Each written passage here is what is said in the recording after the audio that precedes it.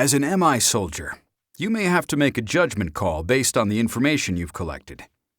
Convincing your superiors that your intel is correct may not always be the easiest task.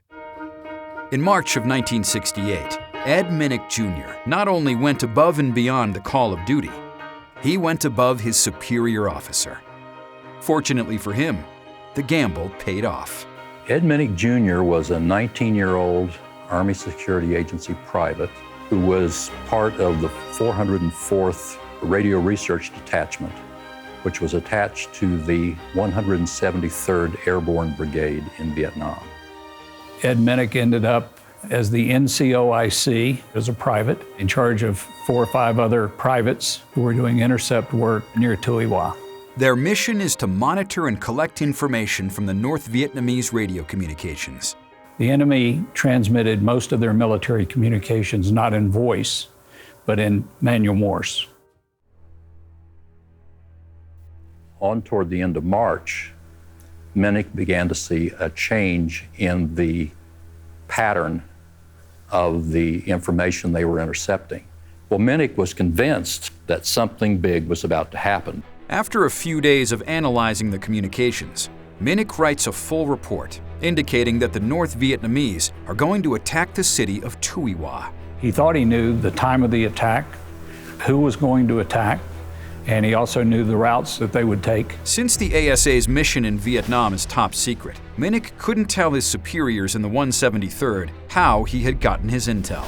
Here was a private trying to go up the chain of command and tell them all of this information about this North Vietnamese regiment and what they were going to do, and convince them that he knew what he was talking about. After being unable to convince his immediate superiors about his findings, Minnock decides to go straight to the base commander, who is a colonel that has only been in the country a very short time.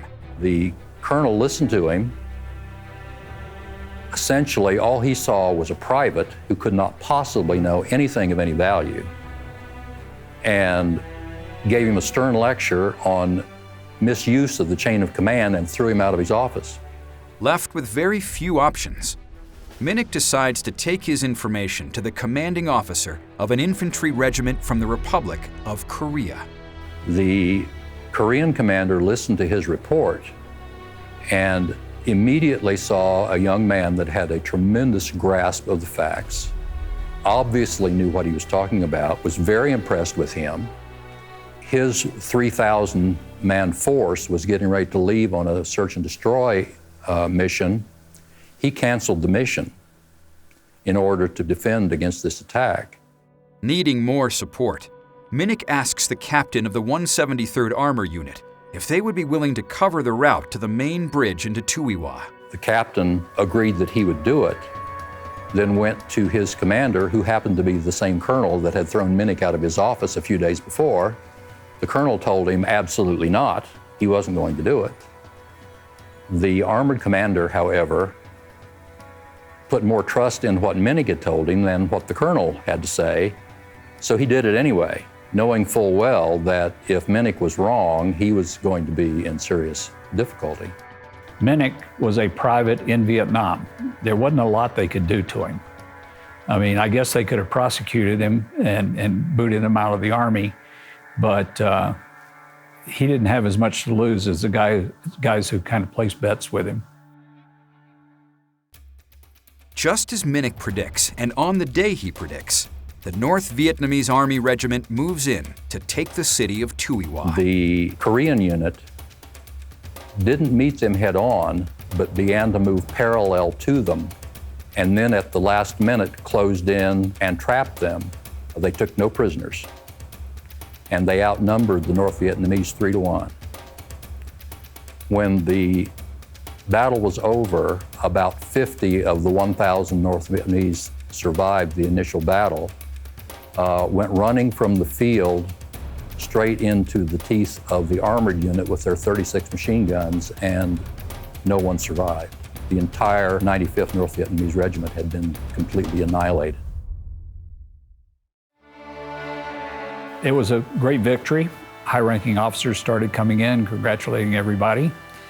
And the Republic of Korea officer finally said, "Where's that young captain?"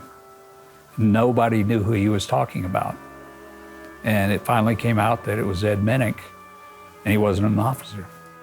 When they finally investigated why they gave the 404th the credit for their part in it and awarded Minnock a Bronze Star, the Korean colonel was still not satisfied with it. He went to General Allen, told him specifically all that had gone on, and when General Allen concluded his investigation, he rescinded the Bronze Star and recommended Minnock for the Legion of Merit. Legion of Merit is awarded to foreign officers, high-ranking officers, and very high-ranking officers in the military. But I don't believe at the time it had ever been awarded to a private. Ed Minnock Jr. was inducted into the Military Intelligence Hall of Fame at Fort Huachuca, Arizona in 1990. He remains an example for all MI soldiers of the impact one soldier can have. Everyone has a contribution to make, and I don't care what your rank is. You can absolutely make a difference in the military.